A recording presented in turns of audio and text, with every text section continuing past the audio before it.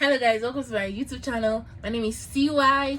Please, if you are new to this channel, please like, comment, share and subscribe to this YouTube channel. You guys, subscription is free.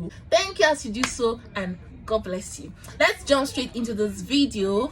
Today I'm going to be talking about how to draft your letter of support or letter of sponsorship, affidavit of sponsorship for your visa application.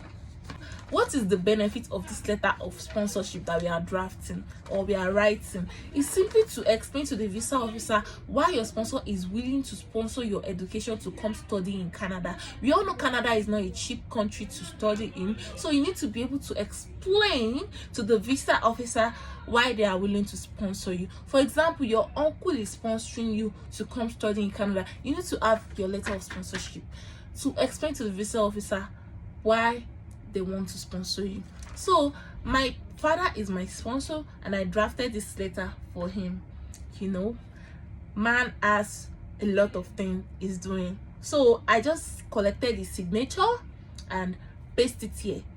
Because it was not around that time, it was in another country, so there was no way for me to get him to sign here. So I just scanned his signature and sent it to me, and I just printed it here.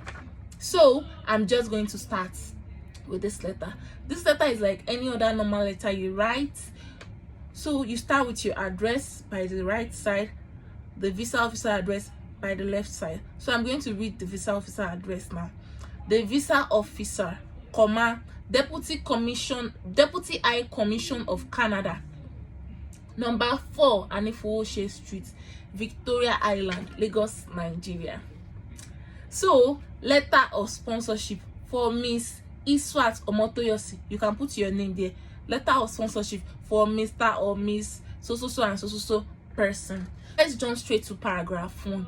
Paragraph 1 says, I am writing this letter to confirm that I, my father's name, the father of Iswat Omotoyosi, will financially support my daughter during her studies. Full stop. She will be studying a 2-year post-secondary school diploma in Lethbridge College. So that's paragraph 1.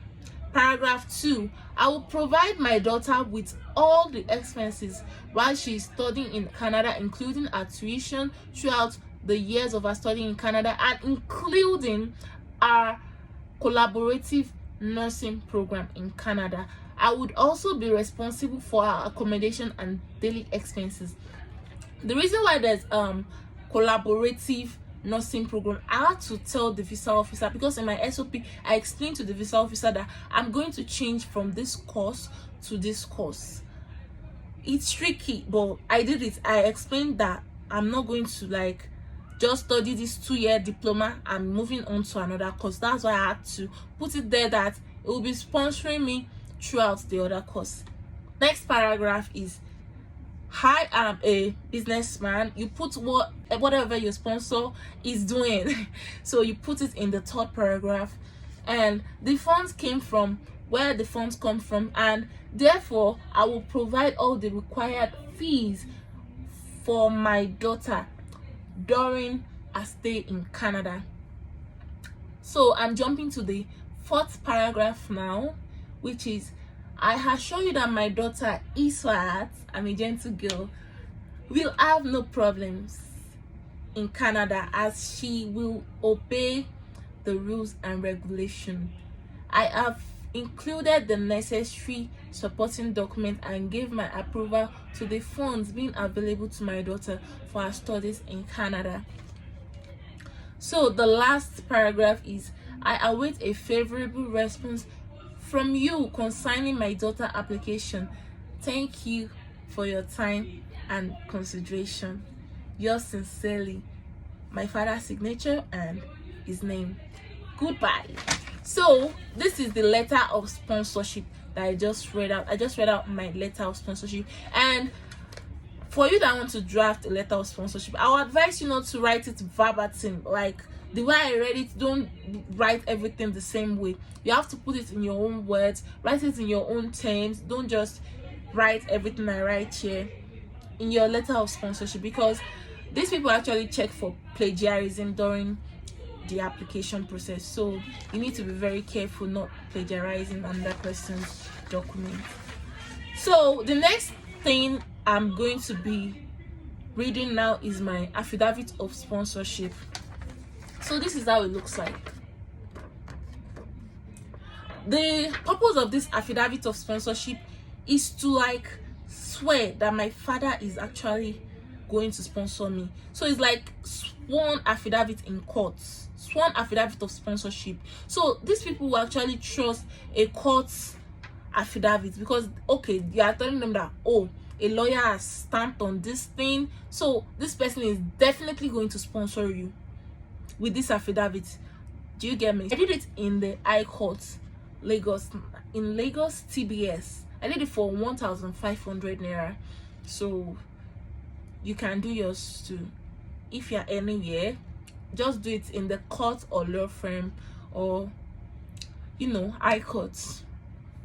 Reading from sworn affidavit of sponsorship. So my father's name, then I put his address there, then I stated that he is my father. Then number 1, that I am the above named person and declarant herein. So that's number 1. I am the above named person and declarant therein. So number 2 is that Iswa Tomotoyosi Tinubu with passport number blah blah blah is my daughter. Number 3, she has been admitted to study so and so course at Lethbridge College. Number 4, that I am willing and able to sponsor her.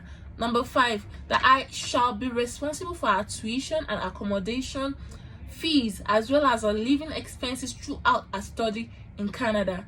6, that I am responsible for all our travel expenses, both to and fro, throughout the duration of our study in Canada. Number 4, that I am a man of means and I am capable to bear the above expenses throughout the entire duration of our studies in Canada. Number 8, that this affidavit is now required for record purpose and to notify the authorities concerned to please take note. So we are notifying the authorities concerned to please take note. That's why this affidavit of sponsorship goes a long way. Like, it will be able to like strengthen that letter of sponsorship well. And number 9, which is the last one, is that I make this solemn affidavit in good faith, believing same to be true and correct in accordance with oath law of Lagos State 2003. Full stop. That's the end, the declarant signature and the dates. That's it for the letter of sponsorship and the affidavit of sponsorship.